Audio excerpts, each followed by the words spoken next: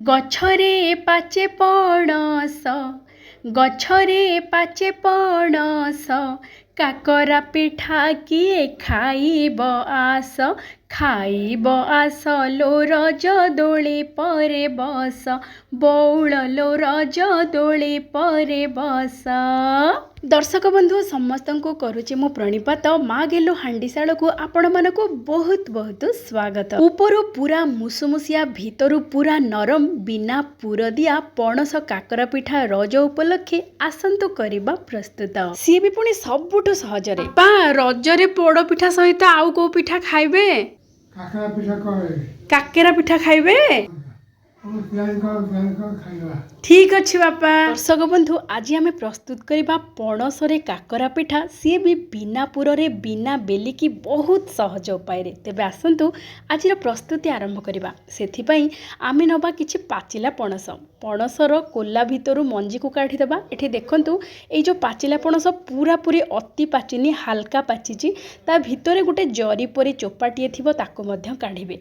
जदि पूरा पाचिला पणस नौ ताहले आपण माने मंजी को केवल काढ़ी तार जो गोटे चोपा थाए ताको भी भल भाव काढ़ीदेवे नहले टिके पाटिरे लगी थाए। एठी देखंतु एमिति जदि पणस नेबे बहुत बढ़ाई की प्रस्तुत हबो माने पूरा पूरी अत्यधिक पाची नथिबो हाल्का पाची थिबो बढ़िया लागिबो।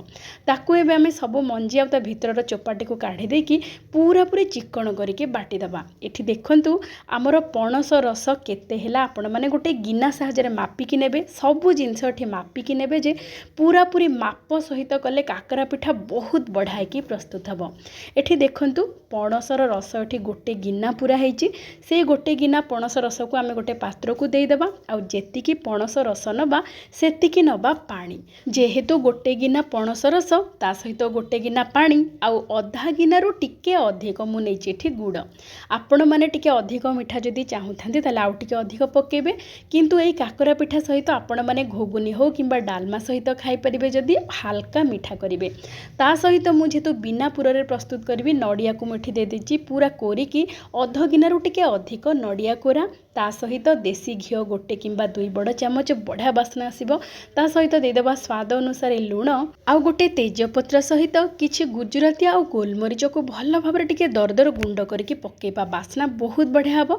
जेहेतु आम पूर प्रस्तुत करूने आपड़ जदि पूर प्रस्तुत करेंगे ताहले एई जो गुजराती गोलमरीच आम पूरे पकई थांती से मु एकाथरे केठी सबु दे मीडियम फ्लेम रे बसईदेबा और भल भाव गोलैकी घोड़ेकी रखीदेबा।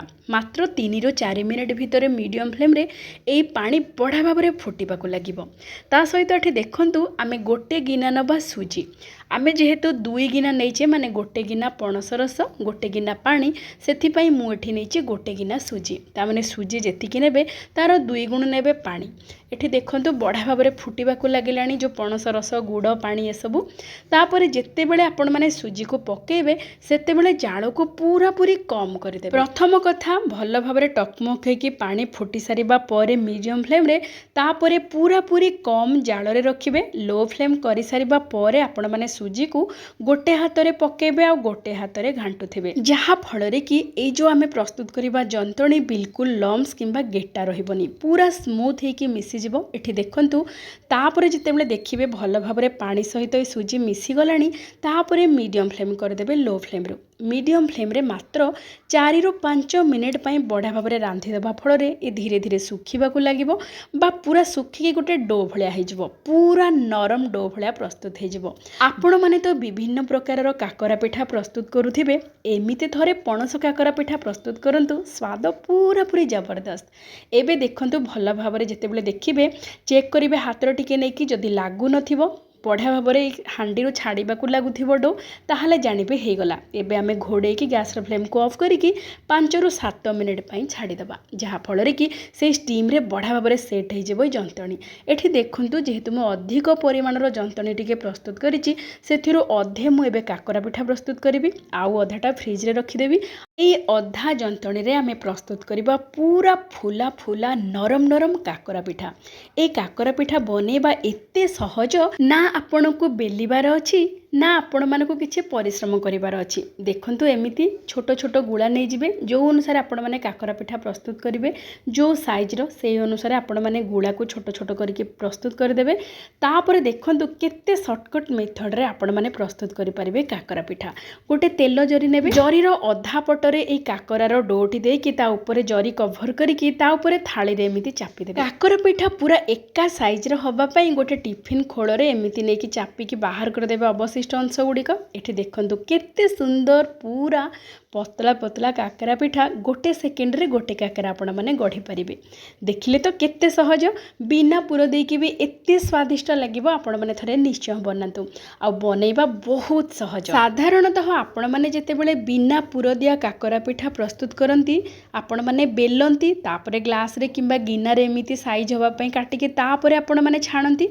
किंतु ए सब झिंझट न करिकी आपण मैंने एमिति खाली चापिकी प्रस्तुत करदेबे बहुत सहजरे पूरा पतला पतला काकरा पिठा देखंतु केते पतला है कि आपण माने बेलिले भी एमिति हबनी आ एते शीघ्र भी हबनी एमिति चापिकी ए ट्रिक्स रे आपण माने काकरा पिठा जदी गढ़ी देबे बहुत सहजरे बहुत शीघ्र भी बहुत काकरा गढ़ी पारिबे। एठी देखंतु बहुत कम समय रे मु एतिकी सब काकरा को गढ़ी देछि एबे काकरा पिठा को छाणीबा एबे देखंतु एमिति जदी आपण माने गढ़ी थिबे काकरा पिठा को देखिबे एते बढ़िया फुलिबो।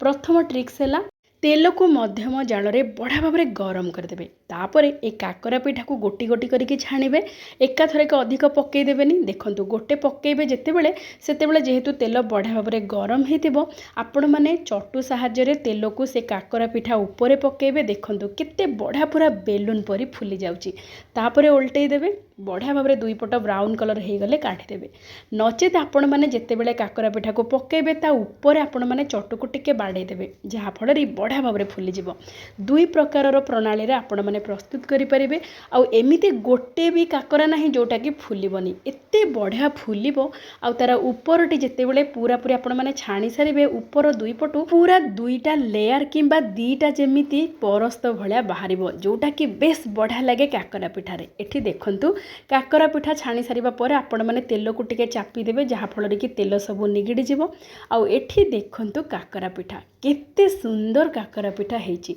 ऊपरटा देखंतु केते बढ़िया भाव में छाड़ी जाउची आउ भीतर देखंतु केते पतला आउ केते नरम हेची पूरा पूरी नरम रहिबो खाइबा को बेस स्वादिया लागिबो। पणस काकरा पिठार बास्ना स्वाद सतरे नियारा थरे बनातु खातु खुआतु बापा को तो बहुत बढ़िया लगिला। तेबे शुणुतु बापा कौन कहउचंती बापा नियंतु काकरा पिठा धरंतु धरंतु हाँ खातु